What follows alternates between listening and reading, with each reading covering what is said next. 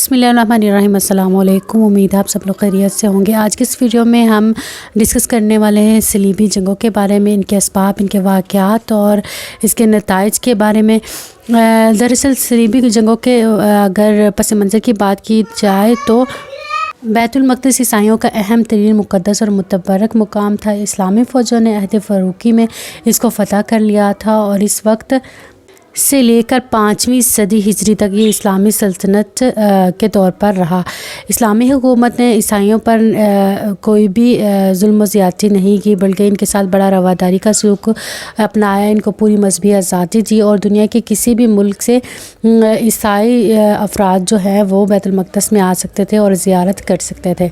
बैतुल मक़दस पर अगरचे मुसलमानों की हुकूमत थी, लेकिन दुनिया के तमाम ईसाइयों को यहाँ पर आने की, ज़ियारत करने की, तिजारत करने की, ख़त व किताबत करने की हर तरह की आज़ादी थी और इनको मजहबी आज़ादी भी दी गई थी। हत्ता कि 361 हिजरी में जब मिस्र पर फ़ातिमियों का कब्ज़ा हुआ तो फ़ातिमी हुक्मरानों ने भी ईसाइयों की तिजारती सरगर्मियों की सरपरस्ती की और उन्हें आज़ादी थी कि वो अपने मामलात को आज़ादी के साथ निपटा सकते हैं। लेकिन फिर ऐसा क्या हुआ कि मुसलमानों और ईसाइयों के दरमियान सलीबी जंगों का आगाज़ हो गया और ये सलीबी जंगें, जिनको मुक़द्दस लड़ाइयाँ ईसाइयों के नुक्ता नज़र से और मुसलमानों के नुक्ता नज़र से सलीबी जंगें कहा जाता है, 2 सदी तक जारी रही। इसकी क्या वजूहात थी, इसके क्या असबाब थे और इसकी क्या मुहर्रकात थे, इसी पर हम बात करने वाले हैं आज की वीडियो में। आज की वीडियो स्टार्ट करने से पहले मेरी आपसे रिक्वेस्ट है कि इस चैनल को सब्सक्राइब कीजिए और अगर आप मज़ीद वीडियोस देखना चाहते हैं इस्लामिक हिस्ट्री के बारे में, नबी करीम सल्लल्लाहु अलैहि वसल्लम की मक्की और मदनी ज़िंदगी के बारे में, बनु उमैया या बनु अब्बास की हिस्ट्री के बारे में, तो आप इस चैनल की प्लेलिस्ट पर जाकर चेक कर सकते हैं। तो चलिए चलते हैं आज की वीडियो की जानिब, जिसका मौजू है सलीबी जंगें। तो सलीबी जंगों की बहुत सारे असबाब थे, जिसमें मजहबी तासुब था मुसलमानों के साथ और ईसाइयों की सियासी रकाबत थी। मुसलमानों की आपसी खाना जंगी थी जिसने मुसलमानों को कमज़ोर करके ईसाइयों को दिखाया था। इसके अलावा जो ईसाई ज़ायरीन थे, इनके बदउनवानियों के साथ साथ पादरी जो थे, उनका एक बड़ा हाथ था लोगों को इन जंगों पर उकसाने के लिए।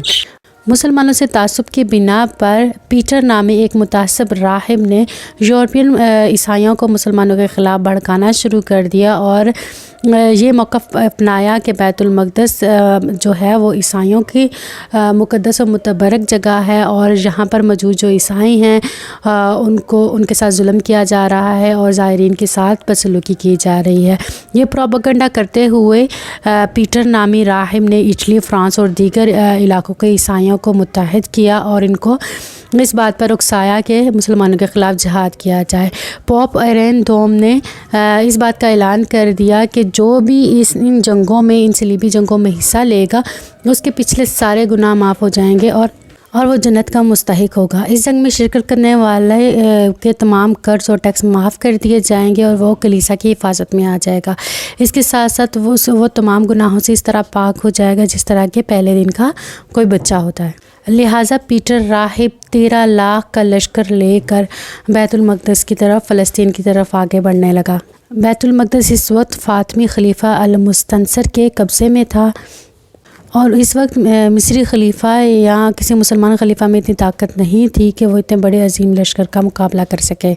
लिहाजा नतीजा ये हुआ कि सलीबी जो फ़ौज थी उसने साहली इलाकों में कत्ल गारत का बाज़ार गर्म कर दिया और 15 जून 1095 ईस्वी में ईसाइयों ने बैतुल मक़दस पर कब्ज़ा कर लिया। ईसाइयों ने बैतुल मक़दस फ़तह करने के बाद मुसलमान बच्चों, औरतों, बूढ़ों, बुज़ुर्गों और सबको बेदर्दी से कत्ल किया और शहर में मौजूद 60,000 अफराद को तहक़ीक़ कर दिया गया। सलीबियों ने यह फ़तह अपने 13 लाख अफराद की कुर्बानी देकर हासिल की थी। पहली सलीबी जंग के हौलनाकी और तबाहकारियों से ये फ़ायदा हुआ कि मुसलमान हुक्मरानों में ये जज्बा पैदा हो गया कि उन्होंने इख्तिलाफ़ात को ख़त्म करके आगे बढ़ना है और मुत्तहिद होकर सलीबियों का मुकाबला करना है। आखिरकार कुदरत ने आलम इस्लाम को मज़ीद तबाही से बचाने के लिए नूरुद्दीन ज़ंगी जैसा तोहफ़ा दिया। नूरुद्दीन ज़ंगी जो इमादुद्दीन ज़ंगी का बेटा था और हल्ब में अपने बाप के बाद हुक्मरान था, लिहाजा उसने अपनी पूरी कोशिशों से मुसलमानों को मुत्तहिद किया और उसके سرپرستی کی وجہ سے مسلمانوں میں یہ جذبہ پیدا ہو گیا کہ وہ اپنے چھنے ہوئے علاقوں کو واپس لینے پر رضامند ہو گئے اور آگے بڑھنے لگے اور قدم اٹھانے لگے۔ جب یورپین ممالک جرمنی، فرانس اور اٹلی نے مسلمانوں کے اتحاد کو دیکھا تو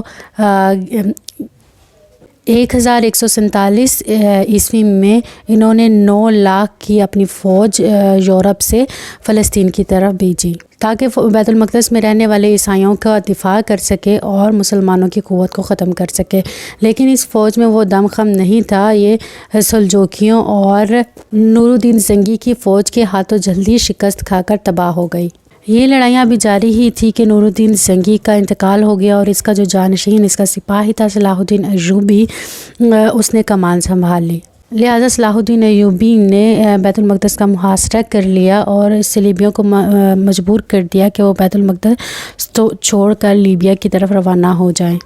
اس طرح 583 ہجری اور بمطابق عیسوی سال کے 1287 عیسوی کو ایک بار پھر بیت المقدس مسلمانوں کے قبضے میں آ گیا اور اس کا تمام تک سہرا جو ہے وہ صلاح الدین ایوبی کے سر جاتا ہے۔ لیکن اس کے بعد بھی جو یورپ کے عیسائی تھے ان کو مسلمانوں کی فتح ایک آنکھ نہیں بھا رہی تھی، لہٰذا انگلستان، فرانس، جرمنی، اٹلی اور دیگر یورپین ممالک کے جو عیسائی تھے انہوں نے مل کر ایک فوج تیار کی جو کہ صلاح الدین ایوبی کا مقابلہ کرنے کے لیے آئی۔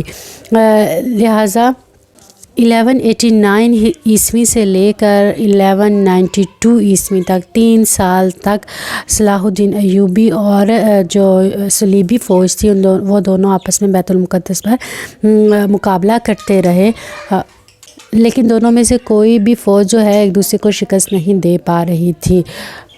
لہٰذا 3 سال کے بعد مسلمانوں اور عیسائیوں کے درمیان صلح ہو گئی اور دونوں اقوام کے پاس جو بھی مقبوضہ علاقے تھے وہ ان کے پاس ہی رہے اور دونوں طرف سے امن کا معاہدہ طے پا گیا، حد بندی کر دی گئی اور اضافی جو فوج تھی وہ واپس یورپ کی طرف لوٹ گئی۔ ان جنگوں سے مشرق و مغرب کے درمیان کافی نفرت میں اضافہ ہو گیا اور یورپ میں جو پوپ کی بالادستی اور پوپ کو حاکم اعلیٰ سمجھا جاتا تھا اس میں کچھ کمی واقع ہوئی، لیکن ایٹ دا اینڈ صلاح الدین ایوبی کی بدولت جو بیت المقدس تھا وہ مسلمانوں کے ہی قبضے میں رہا۔ امید ہے آپ کو آج کی ویڈیو پسند آئے گی۔ اگلی ویڈیو تک کے لیے اللہ حافظ۔